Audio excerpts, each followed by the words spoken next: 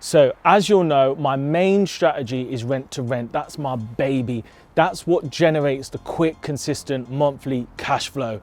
That is everything, to be honest with you. But I'm all about diversifying, especially during all these uncertain times. So I also reinvest that money into purchases, and I source properties on that I'm unable to buy to investors, mates, whatever.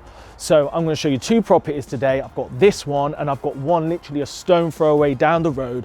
Both of them are going to generate massive returns for investors, and I'm able to generate lumps of cash that further allow me to progress my property journey. The 2 up, 2 down, we're converting it into a 3-bed mini HMO. Really good. Don't need a license, yeah? A little bit more intimate, a little bit more homely, great for students and professionals alike. But we'll look to get a group of 3 that will take this property together. Really, really nice. Picked it up for a good price, added value. And you know, you can pick up these for 100, 110 grand in my area. So it's great returns. Something like this can generate £1,500 gross revenue a month, which is around £700-800 net cash flow. Not bad, eh? This is absolutely prime for students. This is student area, but it does have the off-road parking on the back, so it could be really, really good for professionals.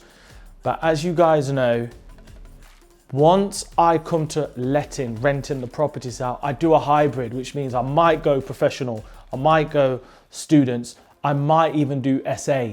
So what I've done with this property, because we're mid-term and students won't arrive till July, I'm gonna get some construction workers in here. They'll move in Sunday, generate healthy cash flow, paying per the night, but for long term, and then we can pivot over to HMO when it's time. So we're done here. Follow me. I've got another one of these just over the road that I've sourced for another happy investor. To be honest with you, in hindsight, I wish I would have been able to have purchased both of these, but the timing isn't always right. I had other purchases going on. So rather than just pass them on and let them slip through your hands, an agent called me up.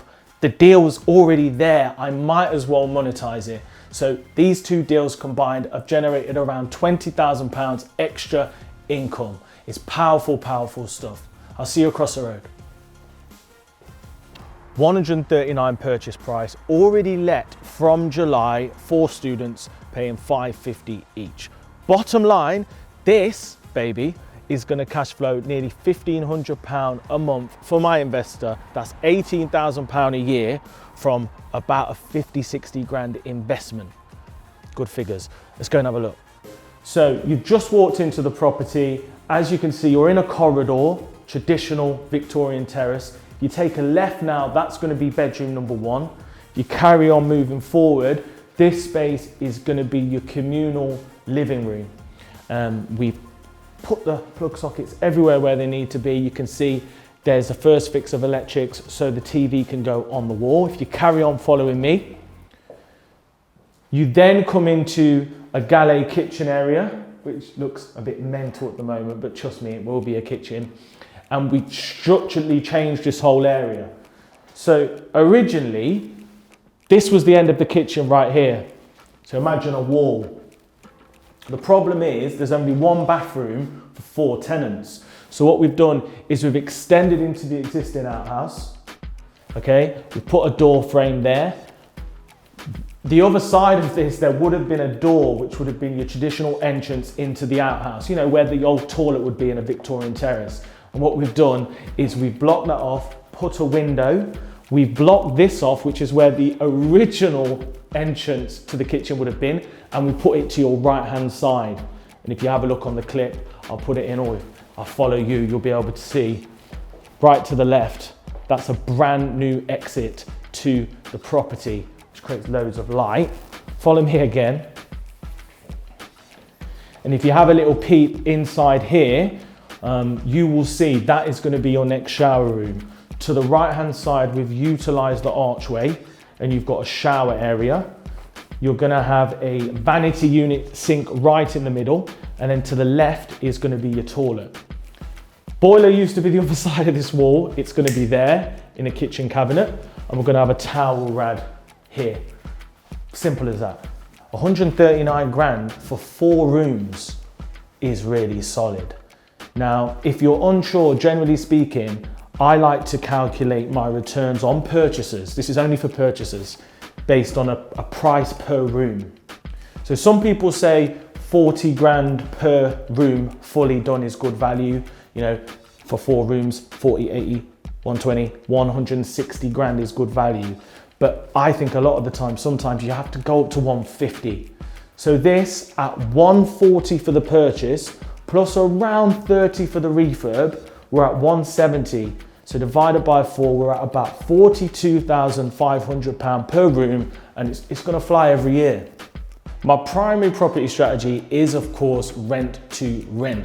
But what I realized was, as I started to build up a bit of, value in the area, knowing agents, knowing landlords, I started to turn down a lot of deals.